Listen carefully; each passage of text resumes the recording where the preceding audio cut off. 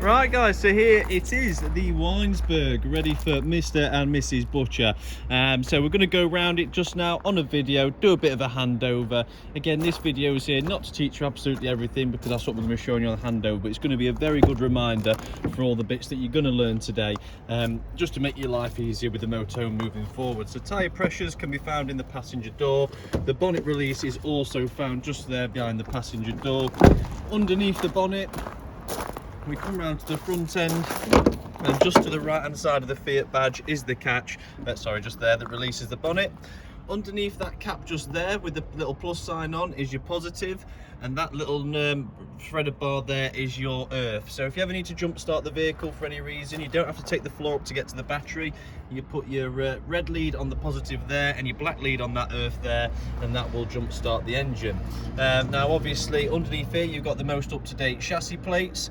We've got when the cam belt has been done as a bit of a reminder for you moving forwards, and while we're over here we've got the dipstick and the oil top up.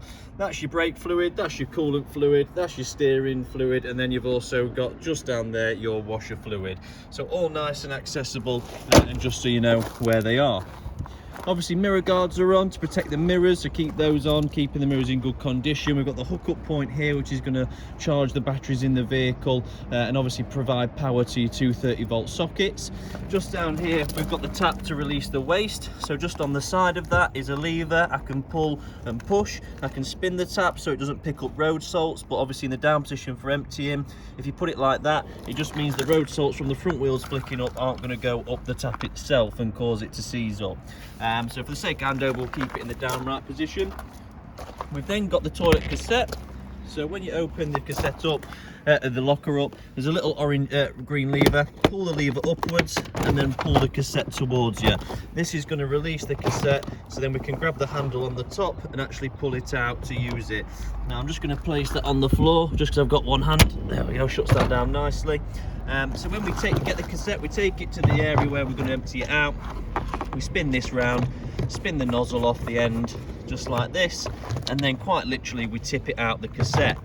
Now when it comes to putting your greens or blues back into the cassette, we need to put the nozzle on first and foremost, spin this around, then what we can do is we can push this back, that's it, push that back. Oh, I don't think you can do it on this one. I think with this one it is a case of, which it is, yep. So to actually fill this up with the blues and the greens, all we want to do is get a cap full and put it straight down this nozzle just here, and that's going to go into the cassette then, and then blues and greens are going to help break up any solids and keep it smelling nice and fresh whilst it's in the vehicle. Spin that back round, grab the cassette, lift open the entry door. This is all quite difficult with the phone in hand, so sorry about the video. Lift up the entry door, place the cassette on the runners, and simply push it back until the green lever clicks into position. Once you've done that, the cassette is now successfully been changed. Just here we've got the heater vent, you can see the condensation coming down, so this is an exhaust system. This will be providing heat out of here when you're running on gas. When you're running on electric, this will do absolutely nothing. But as we've got it running on gas via handover as well, you can see the humidity coming out of there. This is your gas fill up, so push, twist, and it'll spring back out. This is where we're going to put the fill up for the gas on there, and essentially that's then going to top up the gas tanks that are just in the back here. Because you've got refillable LPG, it should cost you about £20 maximum to get that filled up. Now in here is where the LPG locker resides, and what you've got is a 2-bottle system. Up at the top you do have a little regulator, I don't know if you can see that gives you how much gas you've got in your bottles, but also on top of the bottles you've got readers as well, which if you shove your phone in on video like me, you'll be able to tell how much is in each. Now all we need to do is come into the vehicle and spin this yellow one here. If I just try and spin the bottle around, I don't know if I can, I'll be able to show you what's on the front of the yellow lever. So if you spin to the left, it opens the tank up. If you spin to the right, it closes it. We can open them both at the same time because they're both connected simultaneously, which is then going to allow, so if one runs out, it'll obviously start taking directly from the next one. To drain your fresh water, you need to come in here and spin that black dial that's on top of your fresh water tank, and that is it. All that's for is obviously it just pulls the plug out the bottom and it will drain your fresh water. So obviously nice and easy, fill your gas up and your gas bottles are in there to turn them on. You can drain your fresh water from that point there. Round to the other side, this is where we fill the fresh water up. Now if I took that out, I do have the key, so if we unlock it with this key just here, take that out, it's going to be a two-handed job, there we go, and then round, it's just a hose pipe straight in. And then what we do is we go inside, keep an eye on the control panel, and on the control panel it'll actually give us live updates on how much water's in the tank, so we know when to turn the tap off. Also down the side, obviously you've got your awning, which I'll show you guys when you get here, and we've also got the electric step. Now the electric step is controlled by that switch just down there.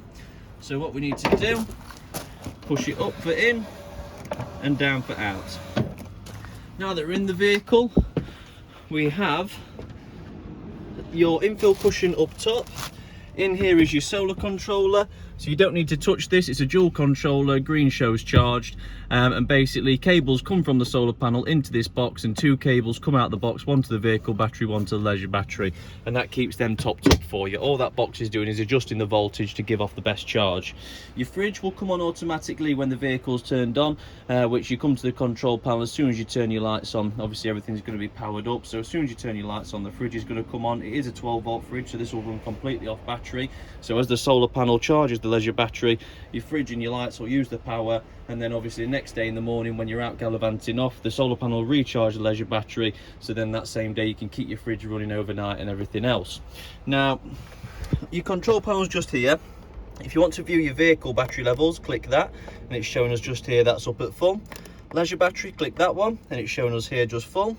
Fresh water, click this one, and you can see there, look, it's on a third. And then if you want your wastewater, basically you just got to calculate, they're both the same size tanks. If that one's a third full and you've filled it to the brim before, you know your waste is 2/3 full.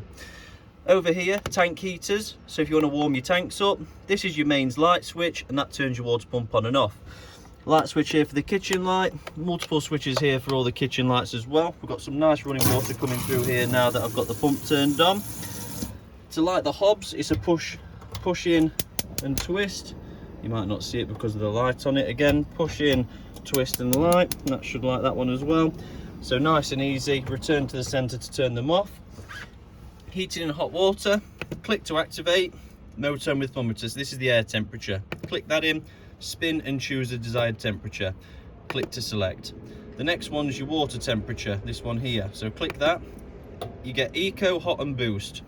Eco is 40 degrees hot water, hot is 60 degrees hot water, and boost is the 60 degrees hot water, but it just gets there faster. Then you've got your power source. If we're plugged in like we are today, we can run it on electric 2 or electric 1, which is just 1 kilowatt of electric or 2, so high and low power.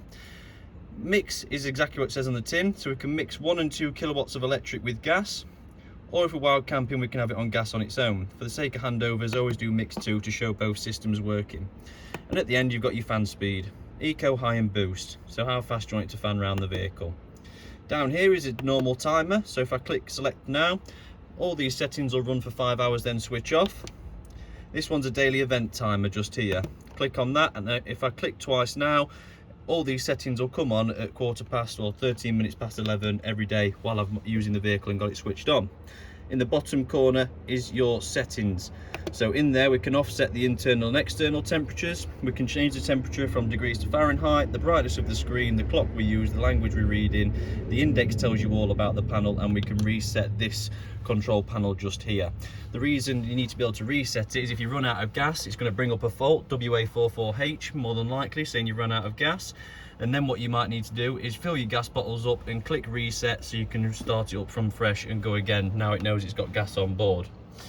In the back, you've got access to the top of your fresh water tank for cleaning underneath those two hatches just there.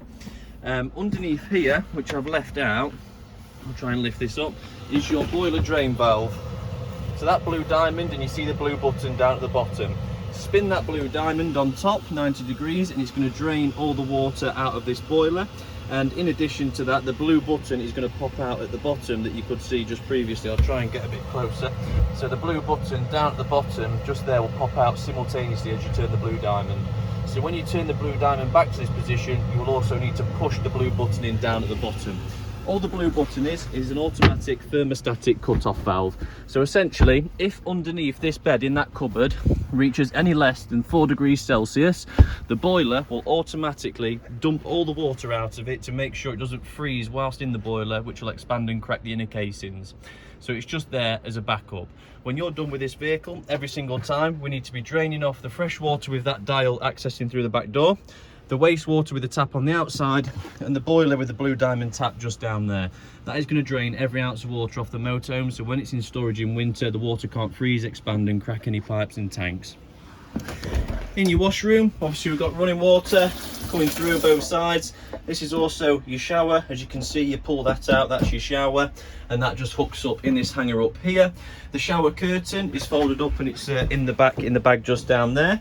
To flush the toilet, we simply push on this button here, push and hold, and then that's flushing the toilet now as we speak, which I'll show you.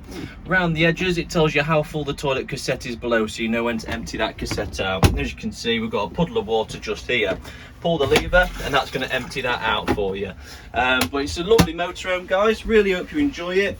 The handover is going to be great, set up ready for you, and we'll have a good time showing you around the vehicle. But we just need to give you a guide like this just to remind you where everything is. And then last but not least, the fuse boards.